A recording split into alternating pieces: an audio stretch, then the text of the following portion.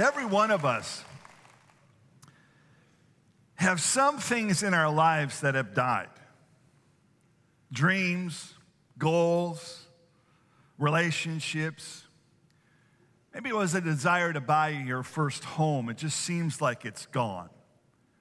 Maybe it's a job that you desired to have, a degree that you wanted to achieve. Maybe it's a trip somewhere special, and just that thing seems to have disappeared, been buried, and is gone.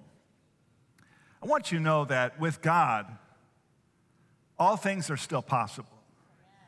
That we can see God work in our lives and see Him resurrecting those dreams, desires, goals, whatever they are.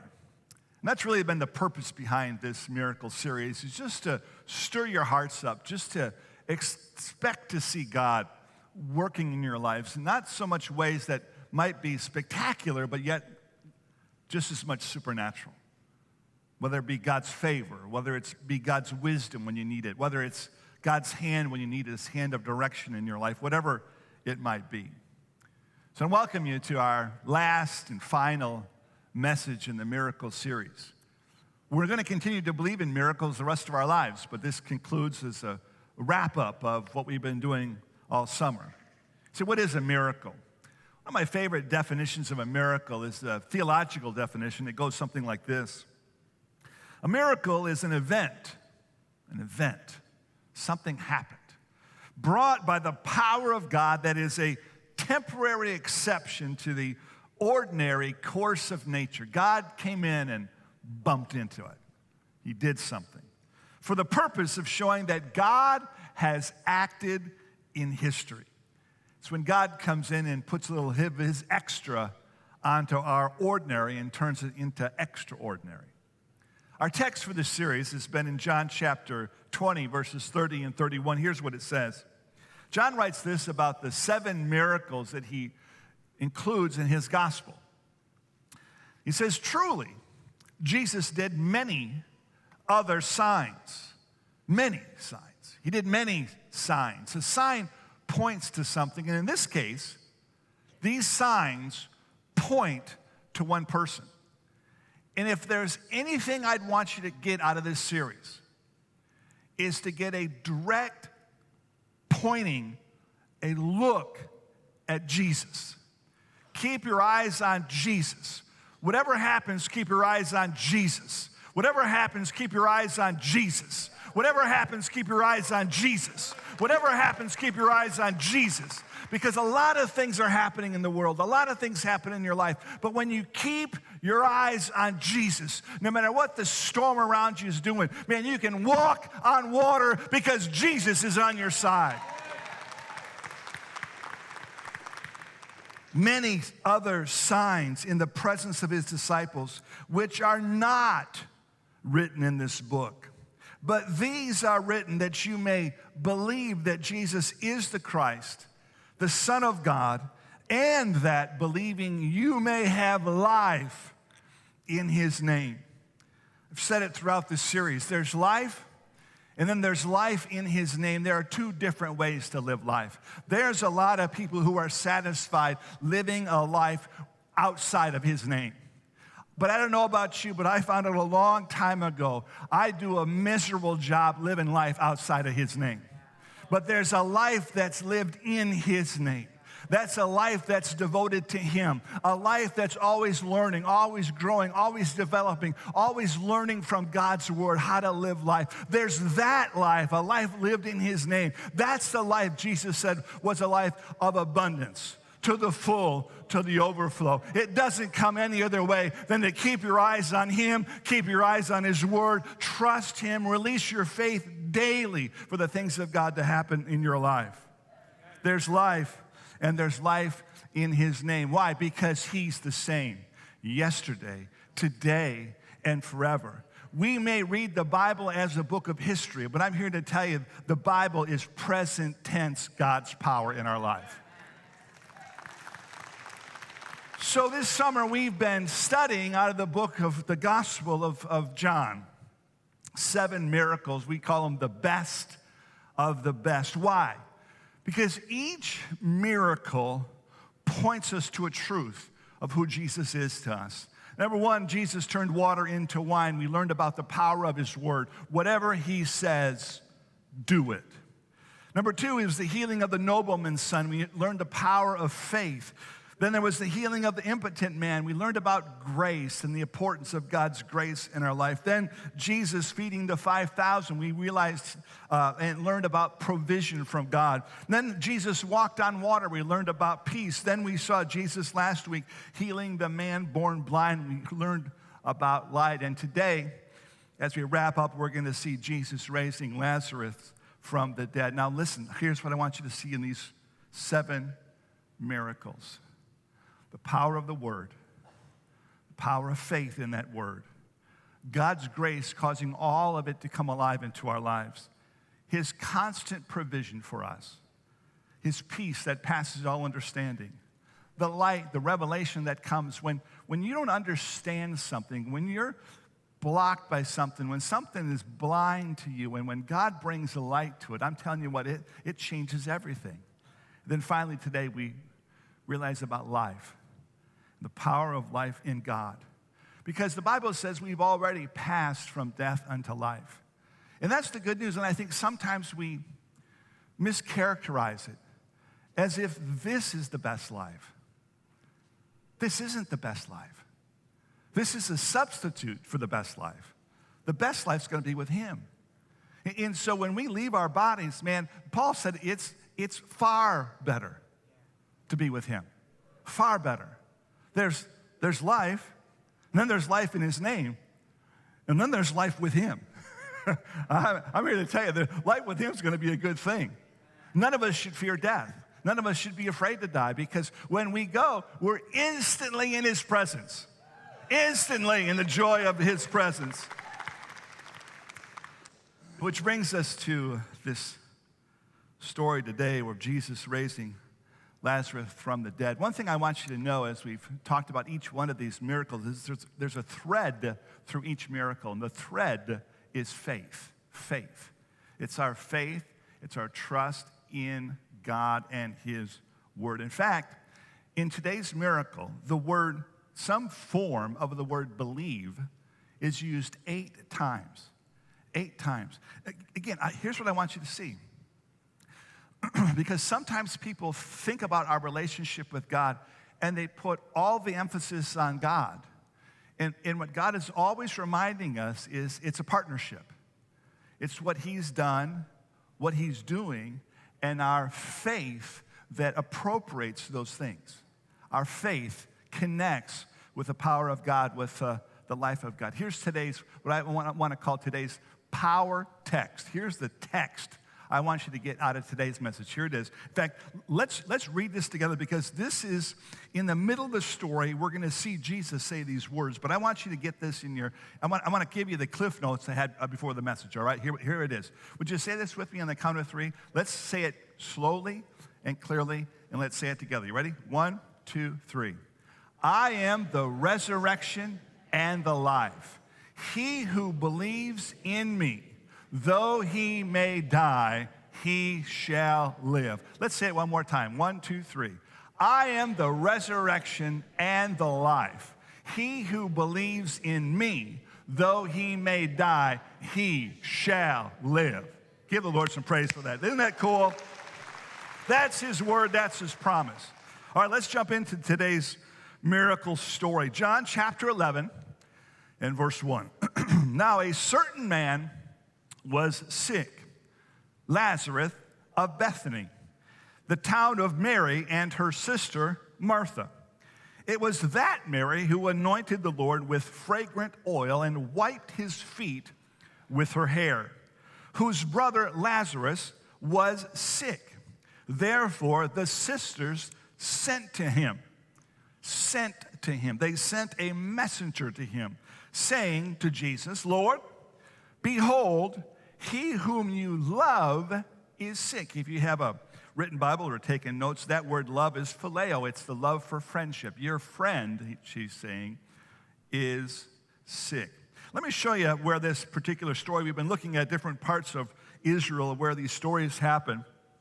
Here's a map of Israel. Now, what we're going to find out is at the top, very top of the map there, up you see at the northern port of the Sea of Galilee is Capernaum. That's the city, the ministry headquarters of Jesus. That's where they did most of their ministry work, came out of there.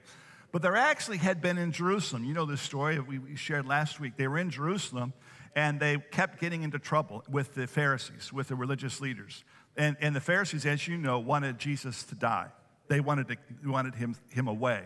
In fact, we won't get into it today, but an interesting sort of side note to today's story is after this miracle, it was a final judgment. He must die, the high priest declared. He must die. They wanted to kill Jesus, which they did. But they also, do you know this? They also wanted to kill Lazarus because he was raised from the dead. That's kind of a bummer, isn't it? It's one thing to be born blind. Remember the guy last week, born blind, came back to give the testimony that Jesus had healed his eyes, and they threw him out of the synagogue. Lazarus, they wanted to kill him because he was alive. So there they are up in Capernaum. They're not in Capernaum. They're down by Jerusalem. In fact, they're on the right-hand corner, kind of the 5 o'clock position, is a city called Bethabara. Bethabara is the area where John the Baptist did the baptisms. That's where he did a lot of his work. And that particular area was well known by the disciples and by Jesus, and so they were actually sort of hiding out there. Then if you go back to that map, Jerusalem, Bethany is where the story is kind of about the almost 6 o'clock position, right? It's 2 miles outside of Jerusalem. That's Bethany. So there's where Jesus is over in Bethabara. There is where Mary and Martha and Lazarus are in Bethany. And so let's continue the story of what happens. Verse 4. When Jesus heard the message, he said to the messenger, "This sickness is not unto death, but for the glory of God, that the Son of God may be glorified through it." Again, he's not saying that God caused it. He's saying in the midst of this sickness is not unto death.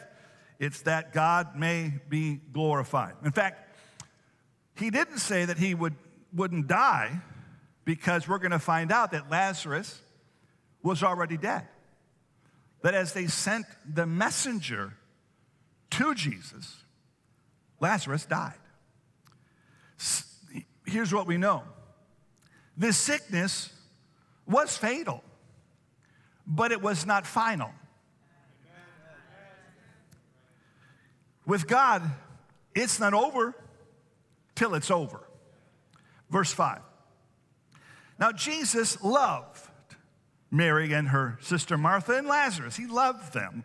Well, what kind of love was this? It's actually a different Greek word. It's the word agapeo, or the God kind of love. He loved them with the God heart, a heart after God. He loved them. So when he heard that Lazarus, was sick, he stayed 2 more days. Everybody say 2 more days. Now, wait a minute. He loved him with a God kind of love. And he stayed 2 more days in the place where he was. Then after this, he said to his disciples, "Let us go to Judea again." Judea is the region where Jerusalem was and where Bethany is. The disciples said to him, "Rabbi, lately the Jews sought to stone you. And are you going there again?" Let's back up. Why did he wait 2 days? Because the reason for these miracles, it's not about the miracle. It's about the one behind the miracle. It's about our faith in the one who does the miracles. Why did he wait 2 days? He waited 2 days because he loved them. Sometimes, isn't it true with our faith? Sometimes if God doesn't move instantly, we question him. When God doesn't immediately come to the rescue, we question him. And when we question him, don't we question his love for us?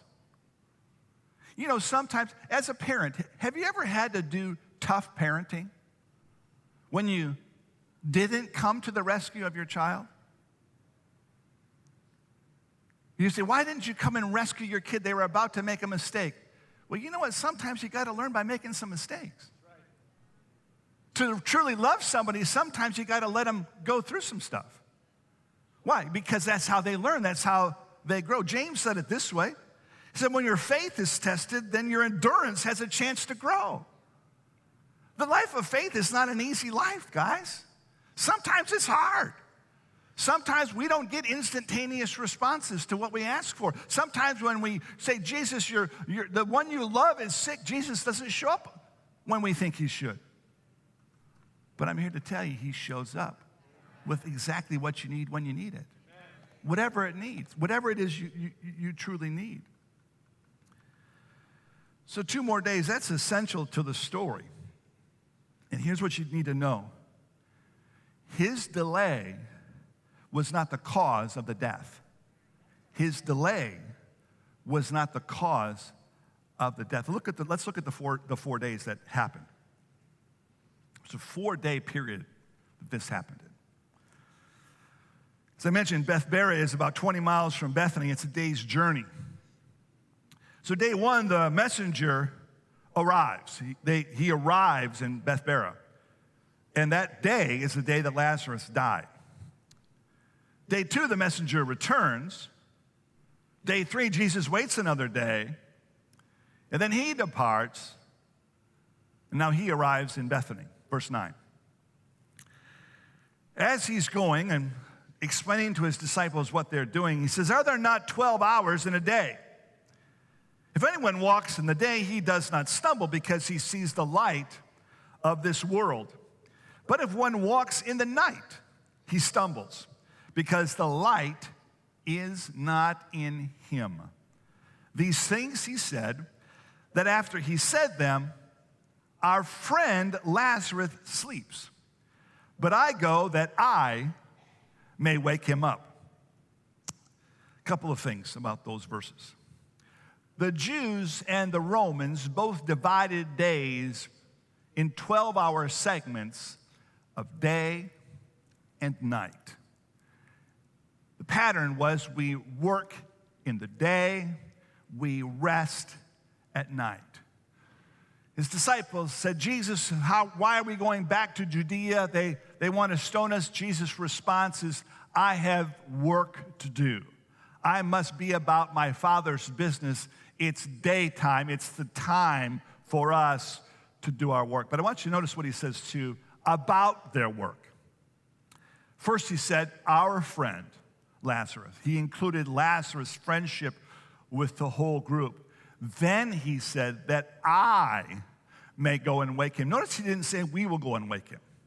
Our friend, then it became very personal. He said, I will go and wake him. Why? Only Jesus is the resurrection and the life. Verse 12. Then his disciples said, Lord, if he sleeps, he will get well. It's a hint of salvation here, actually, because the phrase he will get well actually means this in the Greek. He will be saved. If he sleeps, he will be saved. However, Jesus spoke of his death, but they thought he was speaking about taking rest in sleep. Then Jesus said to them plainly, Lazarus is dead. Everybody say plainly. One thing I like about God, even though as Jesus taught, he often taught in parables. He told stories that many people didn't understand. But he said to his disciples, but I tell these that you would understand. He's saying to you it should be plain. I don't know how it works with you in your relationship with God, but I found that there are certain times that God really speaks to us plainly.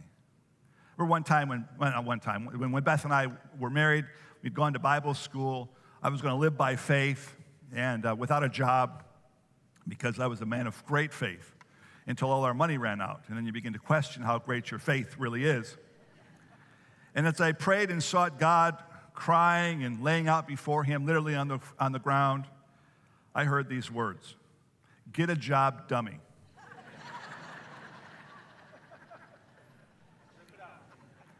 I did not call anybody for interpretation. Didn't need to.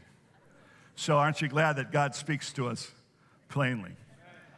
He goes on to say this, "And I am glad for your sakes that I was not there." Why? Here it is, the key. "That you may," what's that word? Believe. "Nevertheless, let us go to him." Verse 16. "Then Thomas, who's called the twin, said to his fellow disciples," I love this, "Let us also go, that we may die with him."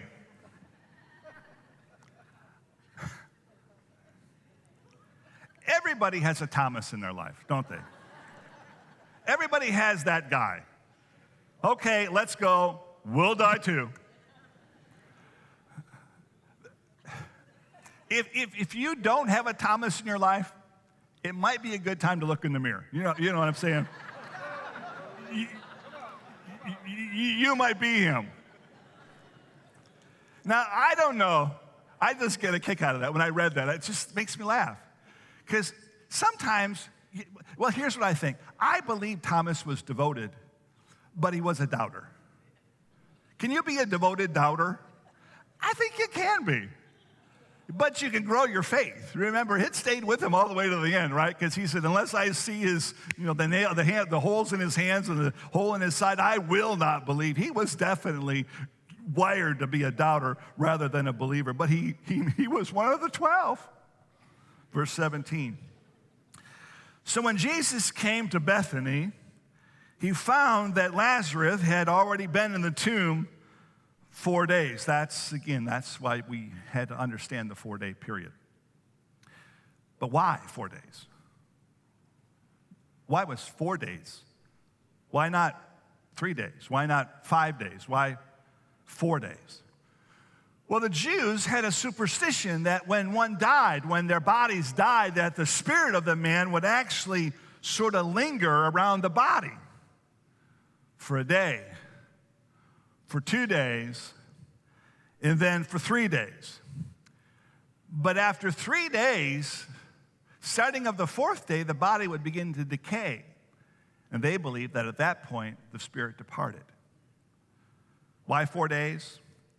It was for the purpose of the religious leaders not being able to deny that Jesus had raised him from the dead. Verse 18. "Now Bethany was near Jerusalem, about 2 miles away, and many of the Jews had joined the women around Martha and Mary to comfort them concerning their brother." Let me pause there for a second. Just 2 miles away, they just lived on the outskirts of town. It was not uncommon in that time period for people who had a heart of compassion to come and grieve and help people grieve who were grieving over a loss. They weren't necessarily friends, they were just professional grievers, would come and assist in the grieving process. They had come from Jerusalem. Many people had come to comfort Martha and Mary. Then Martha, as soon as she heard that Jesus was coming, went out and met him. But Mary was sitting in the house. Now Martha said to Jesus, "Lord, if you had been here, my brother would not have died." But notice what she says next. She makes a statement. "Lord, I believe that had you been here, you could have helped this situation before Lazarus had died. But even now," she says, "I know that whatever you ask of God, God will give you." And Jesus said to her, circle this, underline this, highlight it, "Your brother will rise again." Martha said to him, "I know that he will rise again in the resurrection at the last day." Here's our power text. Remember, we read it together. Jesus then said to her, "I am the resurrection and the life. He who believes in me, though he may die, he shall live. And whoever lives and believes, whoever lives and believes, whoever lives and believes, whoever lives and believes in me shall never die. Do you believe this? A couple of things. Notice the order of those two profound words: resurrection and life. Resurrection and life. I am the resurrection and I am the life.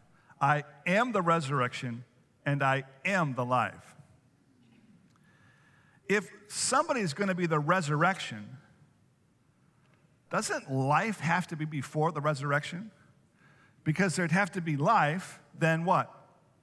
Death, then resurrection. But what is Jesus saying?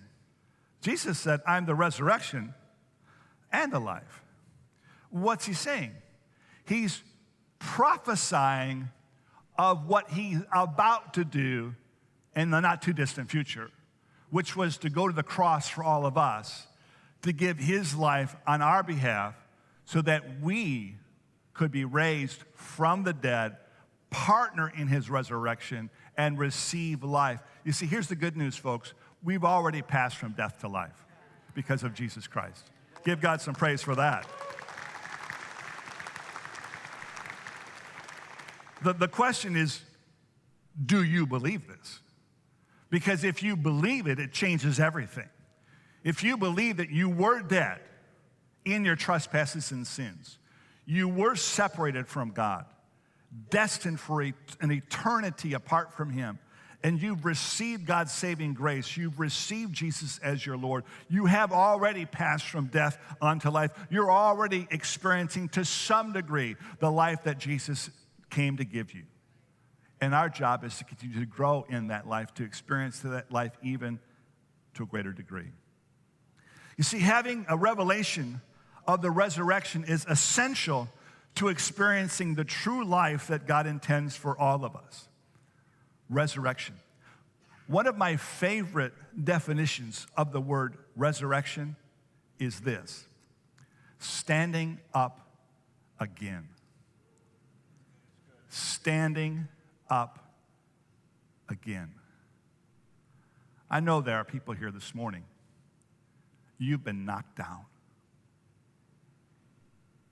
But I'm telling you right now, with everything in my heart, there is resurrection power here right now to help you stand back up and stand up again.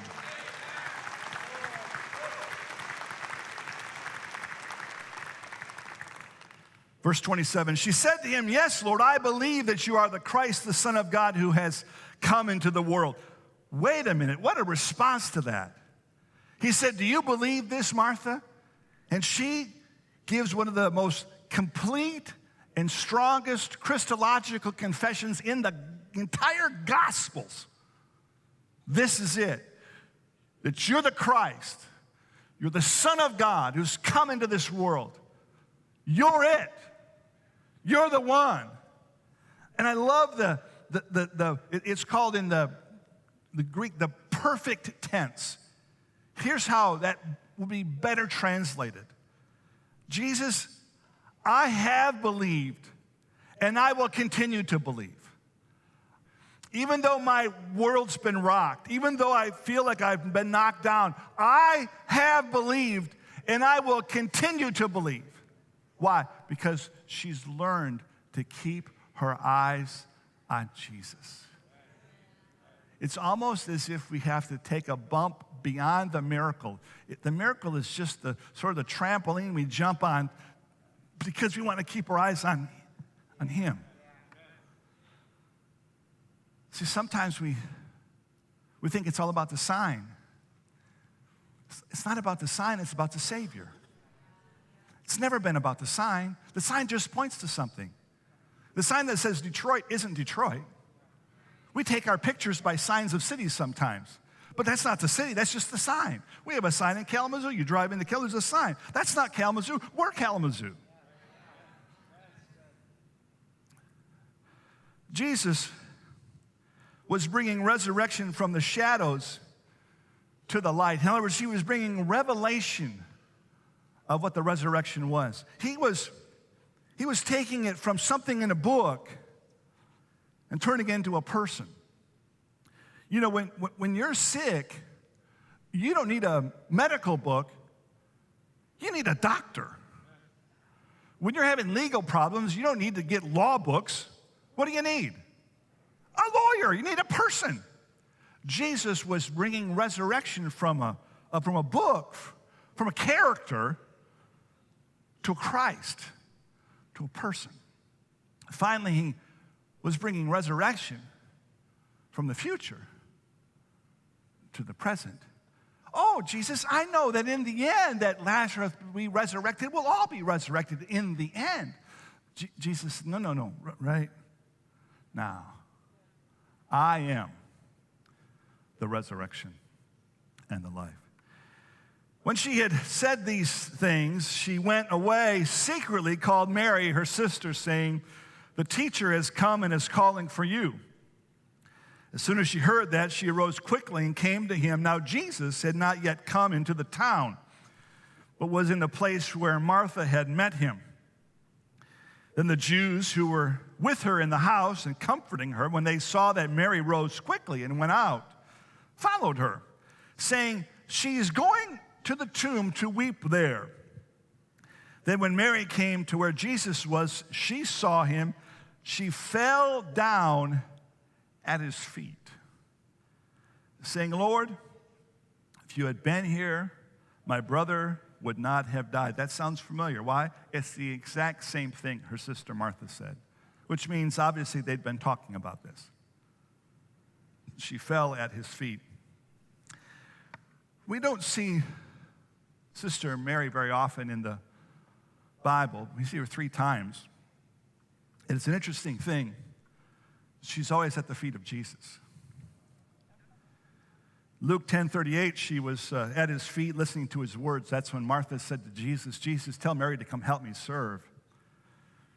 But Jesus said, "No, Martha, Mary has chosen the better part. She's listening to the teacher. She's listening to the word." Here in John 11:32, she falls at the feet of Jesus to seek comfort from the Comforter. Then one more chapter later, John 12, she again sits at Jesus' feet and anoints his feet with oil, realizing that he's more than a teacher, he's more than a comforter, he's Savior. Verse 33. Therefore, when Jesus saw her weeping and the Jews who came with her weeping, he groaned in the spirit and was troubled. And he said, "Where have they laid him? Where have they laid Lazarus?" And they said, "Lord, come and see." Verse 35, the shortest verse in the Bible, Jesus wept. Now, there's a lot of speculation of what kind of tears these words, and I don't know. I can't tell you. I don't know that I have a firm understanding. They weren't words of sadness because we know that Jesus was led by the Spirit. He knew what he was going to do. He was going to raise Lazarus from the dead. So it couldn't have been that. I speculate that it might have been just the whole scenario. This whole idea that mankind have gotten so far off track that we've lost our connection with God. We're separated from him.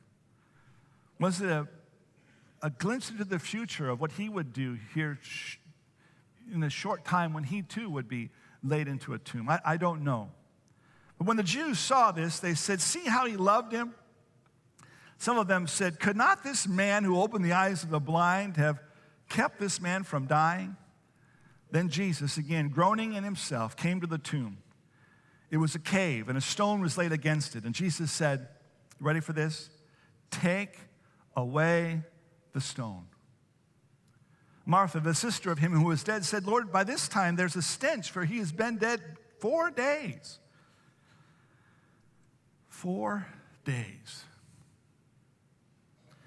Lazarus was dead, and his body was decaying, which meant nothing in the natural could turn this around.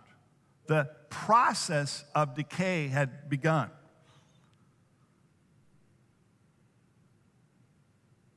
So where do you turn? Well, you turn to the one who created nature.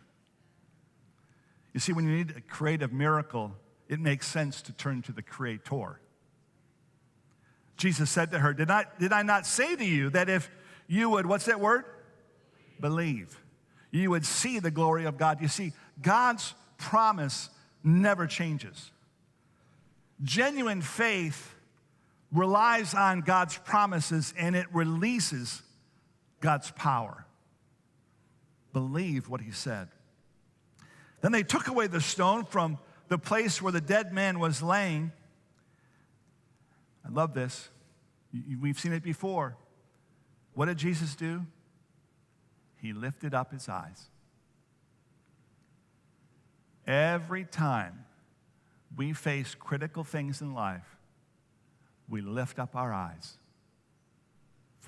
and look to where our help comes from.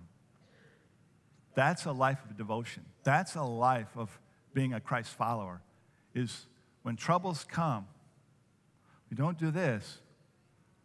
We lift up our eyes.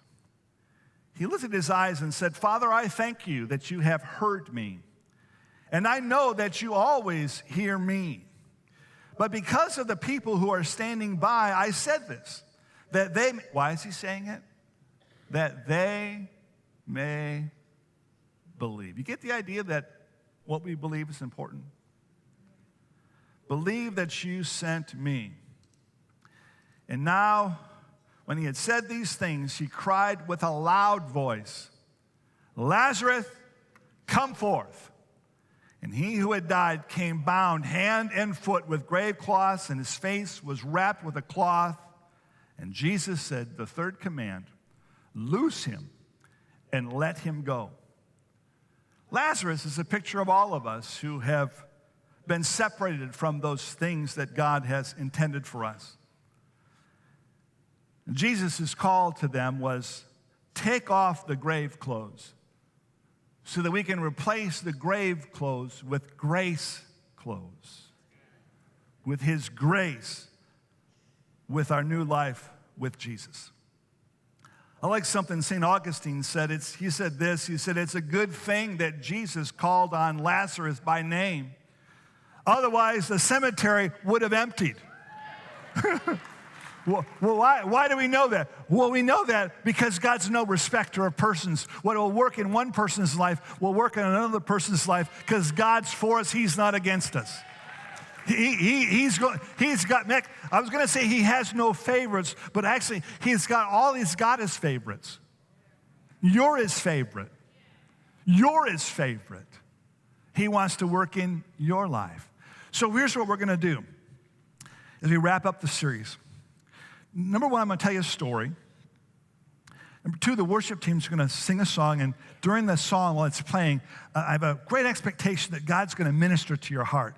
And then the third thing we're going to do is we're going to speak over that thing that's dead in your life, that thing that died. And we're going to speak life to it, resurrection power to it. You with me? Sound good? So I'm going to tell you a story. We're going to worship, then we're going to pray together, and we're going to see God do some amazing, amazing things. Why do I know this is true? Let me tell you a personal story. Here's my story. Show that picture, would you? There's me, yes, with hair and weird glasses and big clunking boots on. You can't see really in the picture very well, but I got big boots on. I don't know why, because I'm all of 135, maybe 140 pounds, 6'6". Oh, yeah. People often ask me what kind of sports I did in high school. I walked. So here's me standing by an airplane. This is 1975, spring of 1975. I would have been 17 years old. And that is November 4415 Alpha. That's the plane I became a student pilot in. So my student pilot hours, about 30 hours of flying, was spent in that airplane. That airplane is from the 1940s, and so it was a fabric-covered airplane. In other words, it had a metal frame with fabric all over the airplane. That's what. So it's basically like a toy. But that's what I flew. So I got my student pilot license in that, and then eventually became a pilot, and then a multi-engine pilot, commercial pilot, flight instructor, all those things at a really young age. But then life came, and it's a long story, but I got out of aviation after just a few years of flying, and most of my friends stayed in it. Most of my friends are now in our 60s, and many of them have retired from years of being captains on Delta or flying for FedEx, UPS, all sorts. All my friends except me, because obviously God had a different plan for my life. Because I wasn't sure as I got into flying, it didn't seem like that was the plan for me. So I went into business, and that didn't seem, even though I did well in it, it just seemed like there was more here for my life, and that's when I really felt God called me into ministry, and so my life's been in ministry. So as life continues on, I've always loved flying. In fact, when my kids were small, I used to say to them, if we fly somewhere, hey, listen, if the pilots ever, can't land the plane, Dad's got this. I can land a plane, And they're like, yeah, whatever, Dad, sure. Sure, Dad, you're a hero, way to go, Dad. But honestly, I could. I could. Probably not well, but any landing you can walk away from is a good landing. I'm pretty confident I could land most any airplane. But it sort of died. This idea of flying just sort of died. First it was a few years, and then it was a few decades. Then it was 4 decades. Because you have kids, and all of a sudden, did anybody ever tell you that having kids, there's an association with money to that? Like you have none because they take it all? I liked it when I just bought my own shoes. Then you buy shoes for $6, you pretty much learn to live with the ones you got. Kids and shoes. I digress. So why am I telling you this story? I'm telling you this story because somewhere in the back of my heart, the idea of flying, I got knocked down. But then by God's grace, it wasn't on my prayer list. It wasn't something of faith. I can't say I've been really believing God for this. I'd let it die. And God I would think just in his love for us, he sometimes will just do things in your life just because he loves us. So out of the blue, somebody that we're friends with said, hey, would you ever be interested in flying my plane? I thought, well, yeah, I guess. So in the last several months, some of you might have seen something, but last several months I've been flying again. So to put it in perspective, I showed you the plane I learned to fly in. A little bit Jurassic, like just beyond the dinosaur age, when they built that plane. The planes nowadays are full of, everything's different. I'm like an ice age. I'm from the ice age. But I've been flying a brand new plane and with this new system, learning how to sort of refly and get back into the world of flying. And so a few days ago, or a few weeks ago, I was with a guy who was instructing me, and we been flying around together, and he said, when we land, why don't you just take it up yourself for a few times around the pattern? Do what we call a touch and go. Land, and then fly it around again, and do a couple patterns, and work in the pattern.